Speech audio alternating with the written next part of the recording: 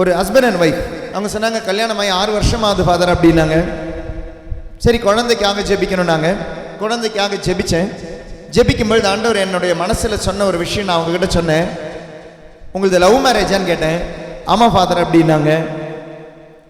உங்கள் அப்பா அம்மாவை பார்த்து எவ்வளோ நாள் ஆகுதுன்னு கேட்டேன். அப்போ அந்த பொண்ணு சொன்னா, ஃபாதர் நான் தான் ஹிந்துவாக இருந்தேன், நான் தான் மதம் மாறி கல்யாணத்துக்காக வந்தேன். எங்கள் அப்பா அம்மாவை நான் பார்த்து 6 வருஷம் ஆகுது ஃபாதர். விட்டு நான் வெளியே வந்து 6 வருஷம் ஆகுது ஃபாதர்.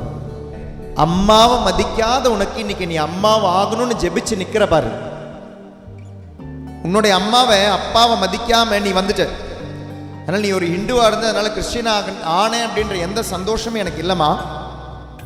ஆண்டவர் உன்னை இதில் படைச்சார் அப்படின்னா, அதில் கொண்டு போய் வச்சார் அப்படின்னா, அதுக்கப்புறம் நீ அங்கிருந்து உன்னை திருடிட்டு தான் வந்தாங்க. திருடிட்டு தான் வந்தான். கல்யாணத்துக்காக கிறிஸ்டியன் ஆகக்கூடாதுங்க. கல்யாணத்துக்காக கிறிஸ்டியன் ஆகக்கூடாது. If you are becoming a Christian, become Christian for Christ, not for marriage. திருமணத்துக்காக ஒருத்தர் கிறிஸ்தவத்தை தழுவக்கூடாது. அது நீங்கள் கட்டாயப்படுத்தாதீங்க, அது பாவம். அது நான் 6 வருஷம் நான் காதலிச்சிட்டேன். காதலிச்ச பிறகு நீ என்னை கல்யாணம் பண்ணணும்னா நீ என்னுடைய மதத்துக்கு வரணும் அப்படின்றதுல ஒரு சுயநலம் இருக்குல்ல.